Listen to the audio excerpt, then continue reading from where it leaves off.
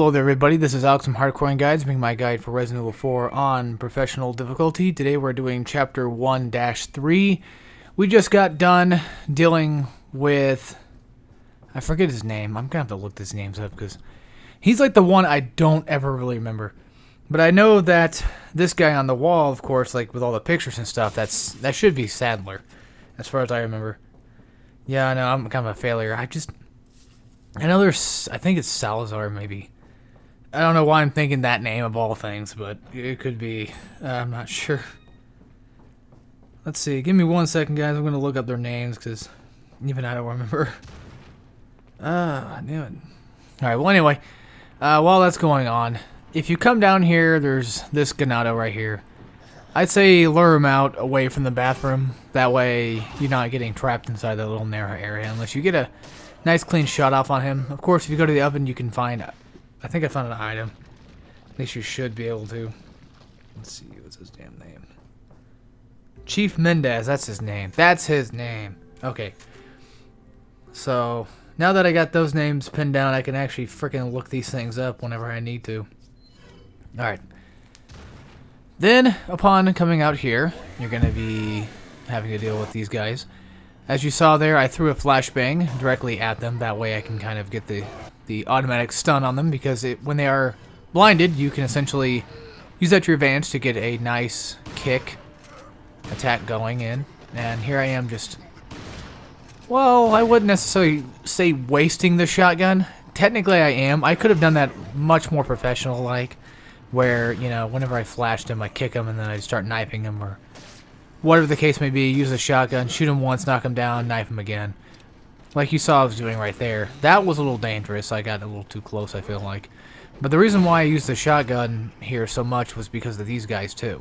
I was essentially just trying to have it out just in case these guys ever get too close to me, and I can just shotgun blast them away from me, because they like to do things like that where they hit me. You know, they come up and just basically gang rape you, and it sucks.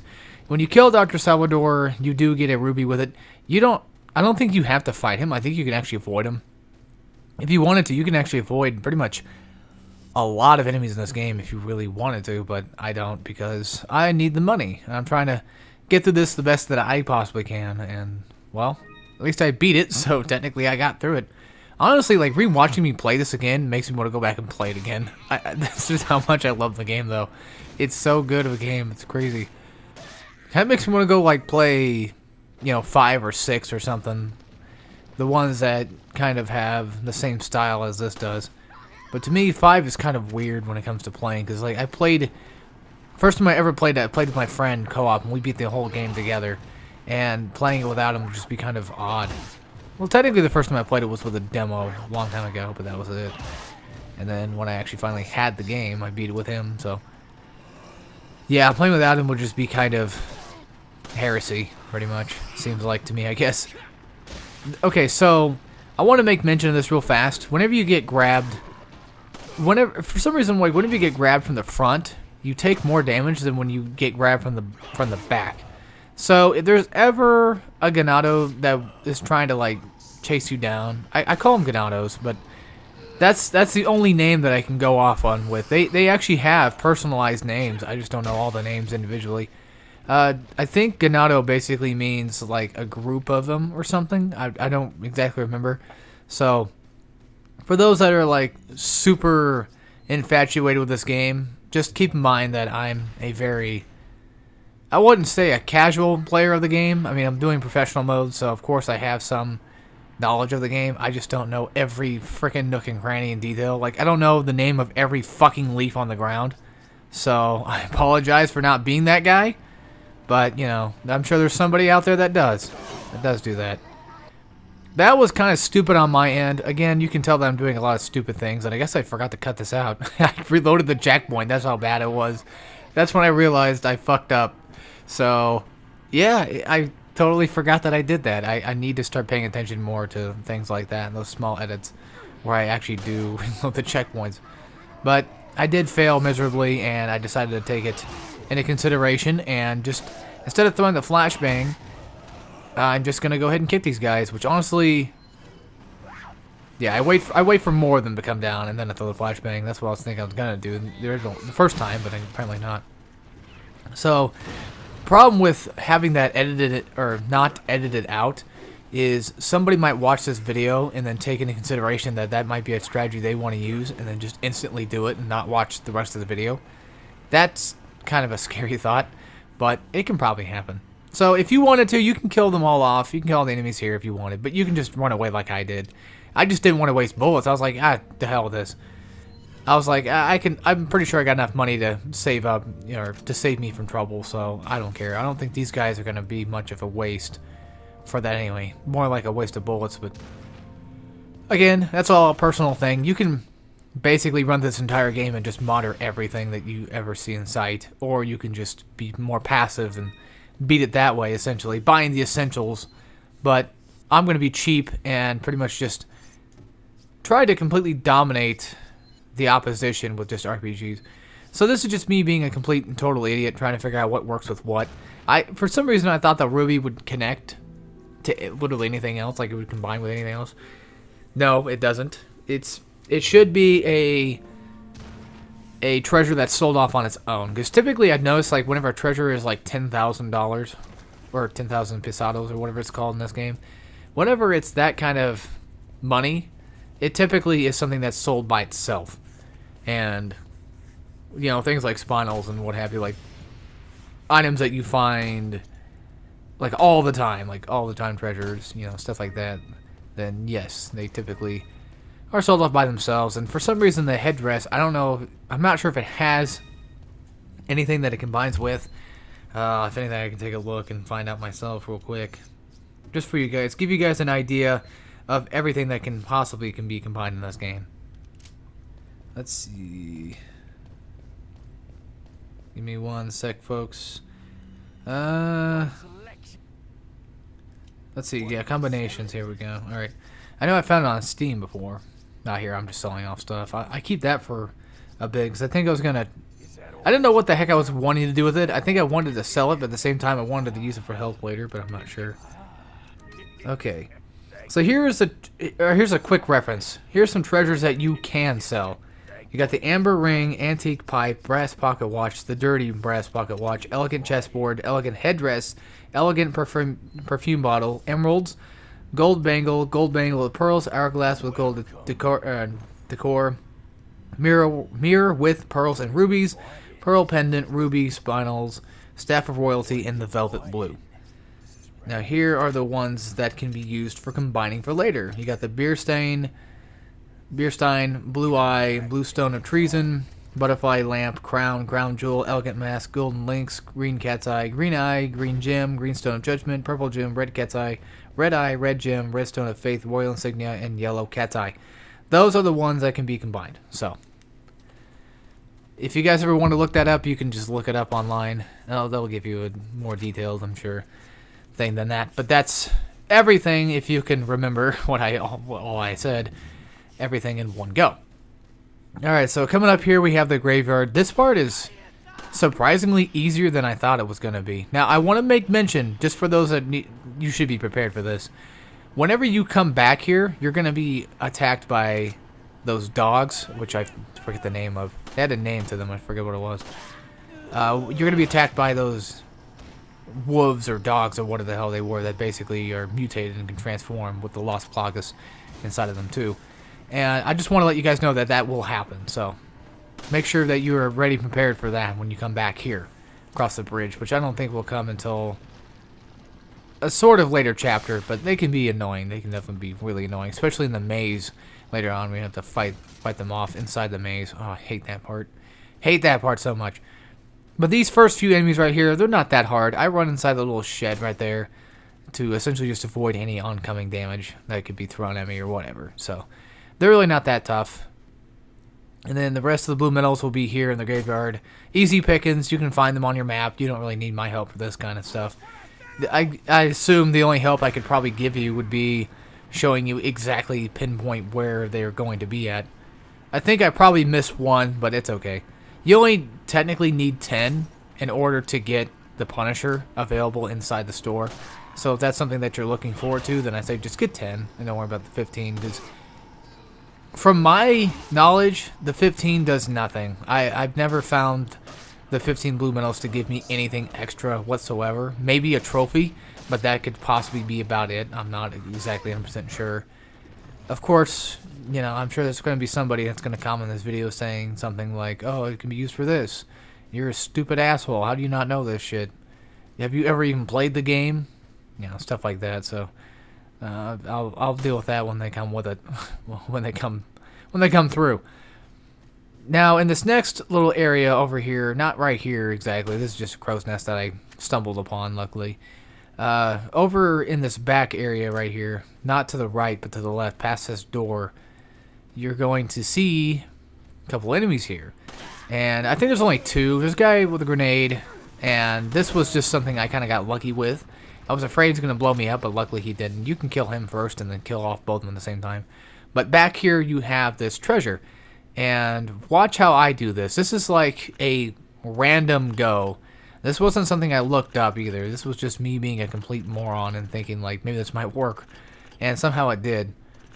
There is a very specific combination to it. I just forget what the combination was called. But if you want to follow my order, by all means go ahead. I'm fine with that. But there's a couple different combinations you can do to do that.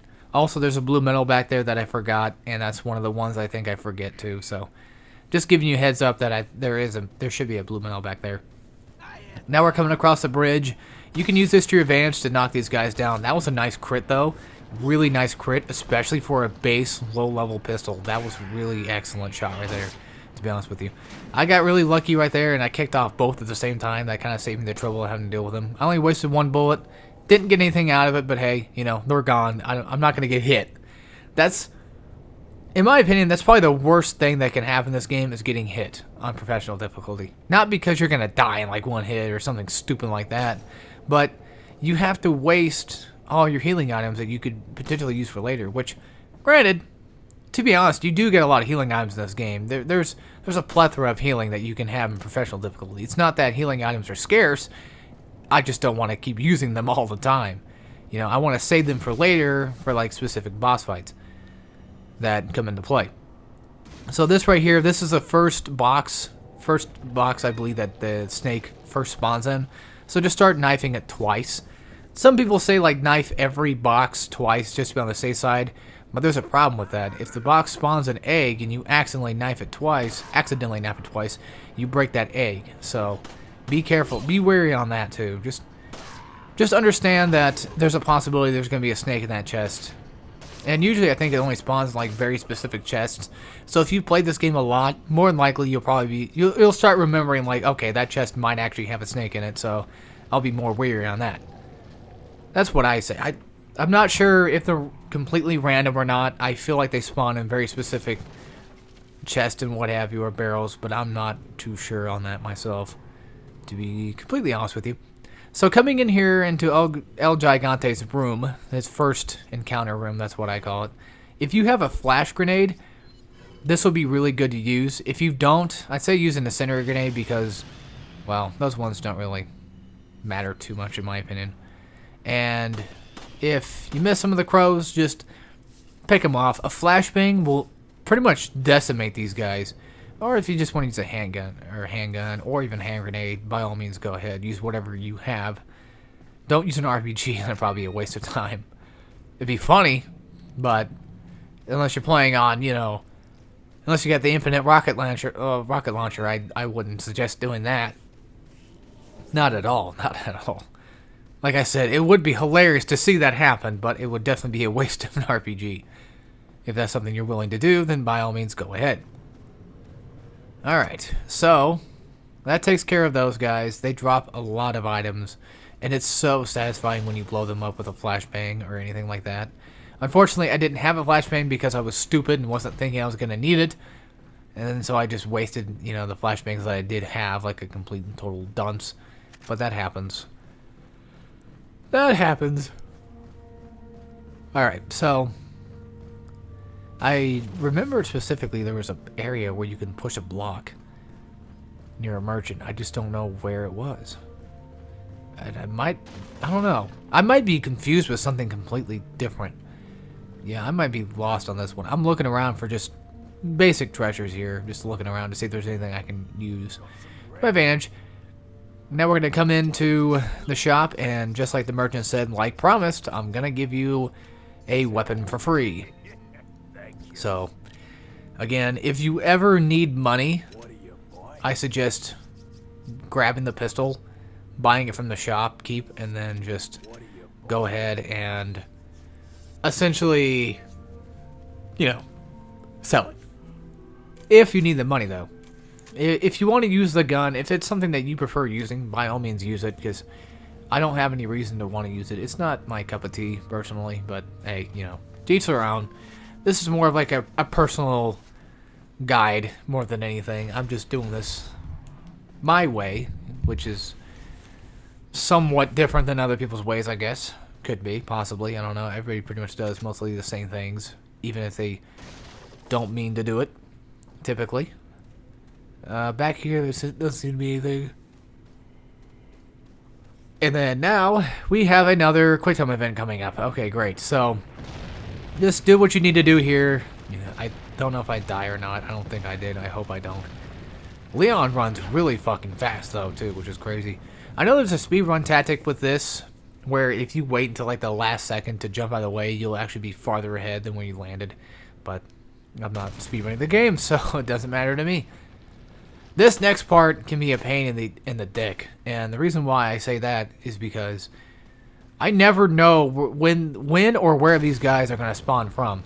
So I just essentially just start shooting out traps left and right, just blowing them up if there's anybody near them, and letting those things go, because I don't want those things to get in my way.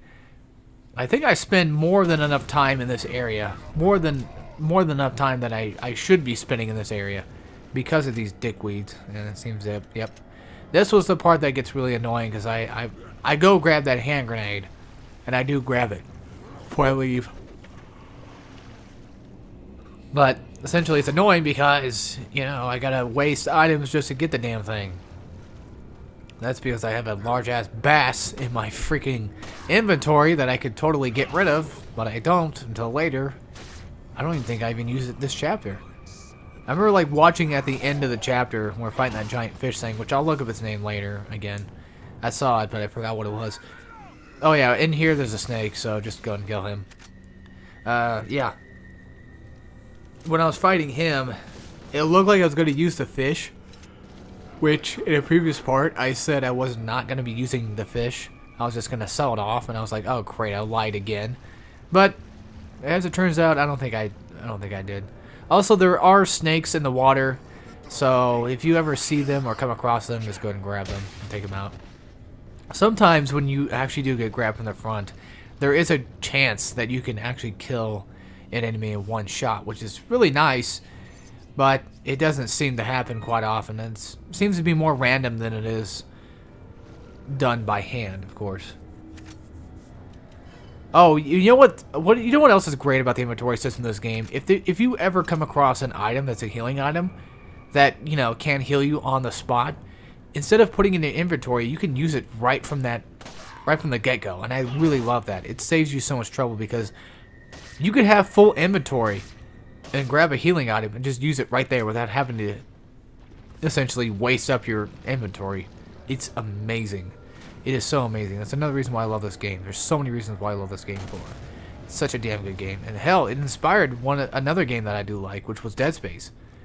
Like it or not, I do believe that Resident Evil 4 had a hand in that game somehow. There has to be. There has to be. No doubt. There has to be a reason why Dead Space is the way it is, because Resident Evil 4 made it that way. But then again, Dead Space is completely... I'd say it's much different than Resident Evil 4. It has its tropes that make it much different. With the fact that you basically have to chop off limbs in order to kill enemies. You can't just essentially just go through, headshot a guy, and he's gone. No, you have to finish them off almost completely. Which hopefully one day I'll be able to do a guide of the first one. Which I have beaten on impossible difficulty. I have proof because I have the trophy for it.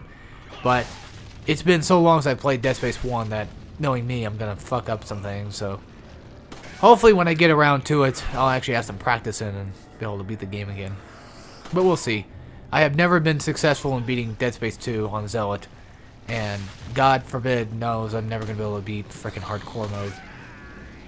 I mean, I could probably do it if I put the time in it and understand how the game works and which saves I should be using.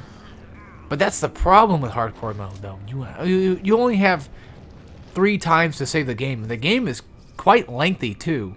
So having only 3 times to just quit, just kind of ruins it for me a bit. Because if something happens, not just a power outage, but if something were to come up and I need to go do that thing, granted, you could pause the game, yes. You technically, theoretically could do that, yes, of course.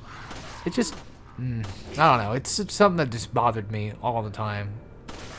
Especially with games like that where it's like, oh, beat this game in 1 run or beat it in like 4 hours and you gotta spend a whole 4 hours playing that game because, God forbid, if you stop once to take a shit, then you're fucked. You already ruined it.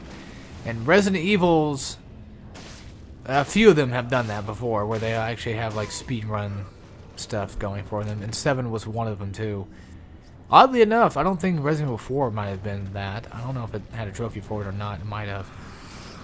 So yeah, upon killing most of the guys here, these guys in the back over here spawn. I don't know when they spawn and how to get them to spawn, but I know that they spawn over here, so just keep in mind that they will be here. Also, you can pretty much just run away from this entire fight. You don't even have to worry about fighting all these guys like I am. I just did it because I wanted the stuff for it. And granted, you saw earlier that I did run away from 1 pack of enemies. And I will do that a couple times here and there. Well, I'll actually just run away from them, so. Yeah, they're never that hard, really. Ganados just, to me, when it comes to fighting the basic village enemies, pretty much, the Ganados, all that. Really what makes them hard is when they get cheap shots. That's what makes them annoying, is when they group up on you and they get a cheap shot in there. Oh, I hate that. There was absolutely no reason for me to do that, but I did it anyway.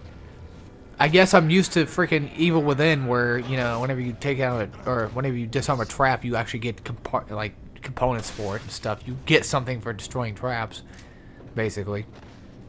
One thing I want to let you guys keep in mind is, in the very beginning few chapters of this game, you're not going to deal with Las Plagas, so go right ahead and go for headshots, if you can. If you completely blow off a guy's head, leave him be. He's not going to spawn at Las Plagas until a specific point in the game, and you'll know when that specific point comes up because they'll make it known that you're going to have to deal with it. Looks like these little bastards got out of the water. Not going to take them out here. Typically, whenever you kill a snake, most of the time they drop like a white egg. They typically drop eggs, which is interesting. Kind of makes me wonder if they actually just ate the egg or what, but then again, I could just be stupid. I don't know. It just seems like a very interesting item that they would drop, but I guess it would make sense to some point. Alright, so coming up next, we have the, let's see what his name was again. The Del Lago lake near Spanish Village. That's where his location is at, obviously. So, here we go. That's what the thing said it was. What was it again? El Dago? Wait, hold on. El Dago. No, Del Lago. I'm fucking stupid. Alright. I don't know what I was doing there. Oh, I think I might have... What was I doing? What was that for? What just... Did I forget to edit something? Am I stupid? Or did I just... Okay, I have no idea what I was doing. I completely missed that point. What am I doing here? I don't know. Guys, I'm sorry. I don't know. As far as I'm concerned, I think I do end up killing him in one go, hopefully. And I want to let you guys know right now that you only need to throw 12 harpoons at him to get the essential kill. In professional difficulty, it's 12. I don't remember about normal or anything like that. But as far as I know, professional mode, and I can guarantee you for sure, it's 12 shots, and he's dead. It doesn't matter where you hit him at or how hard you hit him. It just matters that you get 12 hits in. Alright, so here we go. Our technical, I guess, sort of first boss fight, maybe? So for the first part of this, he's going to drag you in front of these floating trees here. So just always try to pull yourself away from it. Like, as in, if he's going to the right, or like right here, for instance. If you're going to the left side of it, just pull yourself to the left and try to, like, maneuver around it. Just wait until he gets done going through the trees and then start hitting him. Just try to keep yourself as evasive here as possible when it comes to the trees. You just don't worry about hitting with a harpoon, because, God forbid, you don't want to get killed by that damn thing. So, once he starts doing this, you only have to hit him once. And once you hit him once, he'll just start going under the water. It should be once. As far as I'm concerned, it's only one time. So now he's going to start dragging me once again. Whenever he's underwater like that, you notice I'm starting to kind of like swim to the right. And that's essentially because what he'll do is sometimes when he goes underwater like that, he'll actually pop out again just like this. And it can knock you off. And it sucks when it does happen, but it can happen. I think at one point I do get knocked off. That right there was scary. That was really scary of me. Now, I want to make mention of this real quick. If you get knocked off your boat, you will take damage, and typically you'll get like yellow health, like you'll see right here. I'm in yellow, but if you mash the button hard enough, you'll swim back just fine, and everything will be okay. But if you're in red, you're pretty much screwed. So if you definitely want to get past this boss fight just fine without dying, I suggest just healing up as much as you can. Just keep your health in green or yellow, because keeping it in red will probably be a bad thing to have. Well, I mean, having it in yellow will probably be bad too, because you might die in like one hit. Maybe, probably not, but things could happen. So again, just watch how I'm doing it and just clean this guy up. Again, only 12 shots really. Sometimes you can get a nice cheap shot when he's going underwater, but sometimes it doesn't work like that, I guess.